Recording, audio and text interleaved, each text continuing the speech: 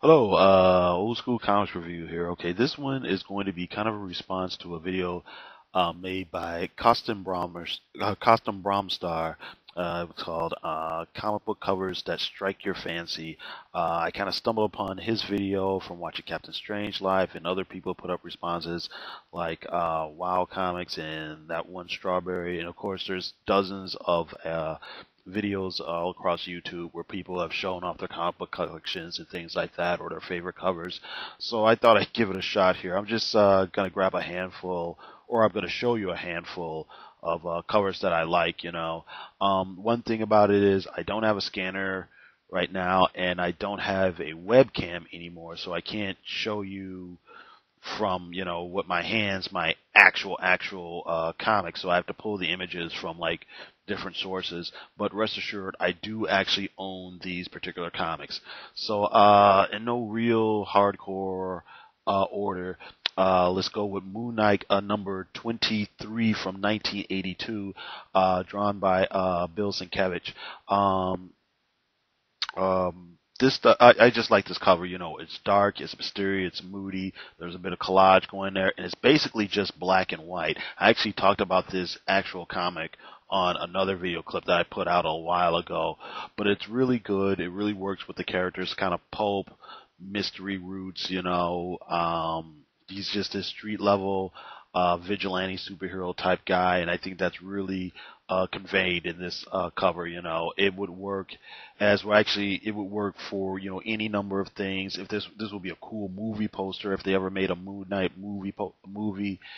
So I just really like it.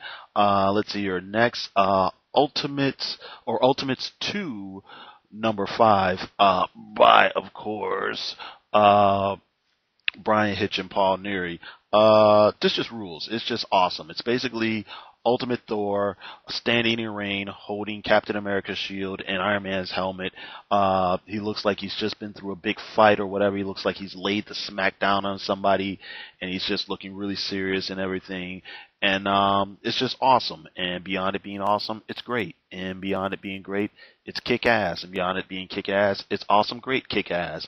So, and I've seen people like reproduce this image a lot of times, and you can just see why. It's just really badass. That's it right there. It's just badass. Okay. Let's see here. How about Love and Rockets number 31 from 1989? Love and Rockets was one of my favorite comics back in the day, and this cover's by Jaime Hernandez. I just really like it. It's got Maggie and Hopi, who are the main characters of his stories. They were these former kind of punk rock new wave girls, Hispanic girls, living in a barrio, going through all their trials and tribulations and this, that, and the other thing. A lot of humor in it, but there's some serious drama too. And this this picture kind of looks like it could have been taken from some sort of Polaroid or whatever, and it just looks like something where you're looking back at it, and it feels kind of bittersweet. You look at it, it looks like an old photograph, and you think, man, I remember when. It creates those type of feelings and things like that. It kind of makes me wish, I had more talent. I knew how to be a writer, and I could, just write stories about, love and life and blah blah blah blah blah blah blah. Okay, Astro City number 13 from 1998. The illustration is by Alex Ross. This is a story about a character named Leo, and the joke of the story is he was a cartoon character who accidentally came to life, and he has to live in the world with regular human beings, and that's captured in this cover. How about how lonely he looks kind of lonely and out of sorts here. You've got the couple in the foreground. They're kind of shady. You can't see them really super well, but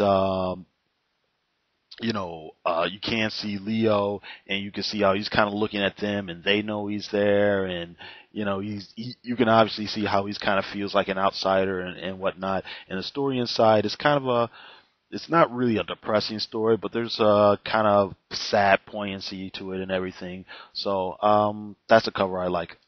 Let's see, how about Teen Titans 39 from 1984? This was a really cool cover when it came out, I thought. The two figures walking away are Dick Grayson, who's the original Robin, and Wally West, who was Kid Flash at the time. He wasn't the regular Flash, he was Kid Flash. And they're kind of, you know, you've got that blank background, and they're kind of walking away in the distance, and they've got their superhero suits, just kind of laying there, discarded.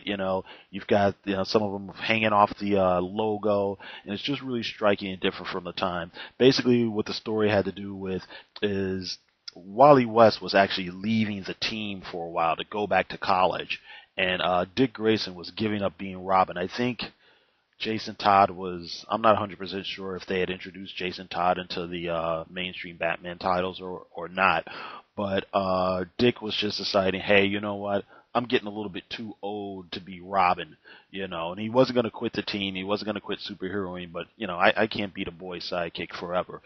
And I think a few issues later, he became Nightwing in this story. Or yeah, during this storyline or whatever. I think this was leading right up to the Judas contract storyline, which is a whole other thing. But anyway, really striking, really different, So that's one of my all-time favorite covers. Of course, drawn by the great George Perez, if I didn't mention it. Daredevil 184 from 1982. No more Mr. Geist Guy. This cover is awesome to me, or at least it was at the time. I think if you look at it now, it's less striking just because, you would just, a lot of people look at it and go, oh, okay, it's a guy with a gun or whatever. But this is back in the old days when superheroes were a little bit more PG-13. They, rarely did superheroes kill anybody or use guns. I mean, there were those incidents peppered here and there. But, the main thing is the heroes would always try to stop someone from getting killed, In this story, to see a wholesome superhero like Daredevil holding a gun and pointing at somebody was really kind of shocking. And it's very evocative of, I'm trying to think of what Dirty Harry movie it was. I think it was Magnum Force that used a similar, movie poster image where, Clint's looking at you, he's looking at the viewer or the reader going, you feel lucky, punk, and then here you've kind of got a different take on that.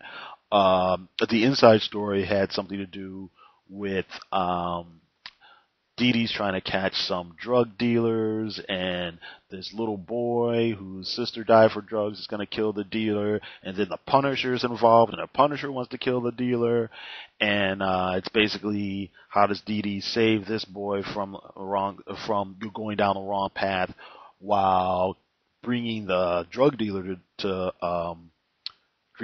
justice at the same time, kind of going back and forth with the Punisher, So like I said, it's really striking, it's really different. And you know what? I was about to spoil it. I was about to give away the end, which was really different at that time. It wouldn't be so different these days. By the time, it's very, very, not very shocking, but it was out of the norm for superhero comics at that time. And let's try this. Let's try Ghost #1. This is a marvelous illustration by Adam Hughes. Dark Horse Comics. This is from 1995. Ghost was this kind of, in a way, kind of pulpy inspired character. Just long story short, this character died, came back to life, sort of came back to life. She was kind of a ghost character. She came back as a ghost, I should say, and she's trying to, track down, the mystery of who killed her and blah, blah, blah, blah, blah. But whatever. I really like this cover.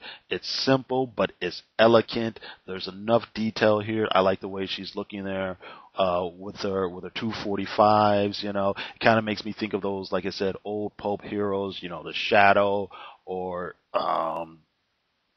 hey, they still use that DC comics, the Crimson Avenger and, who am I thinking of? The original Sandman, Wesley Dodds. Is that his name? I think that's his name. But it makes me think of those type of characters. Really, really nice. Really, really marvelous. Okay, so those are a few of my covers. Hey, tell me what you think of those. Hey, make your own video. I'm responding to somebody. Respond to him as well.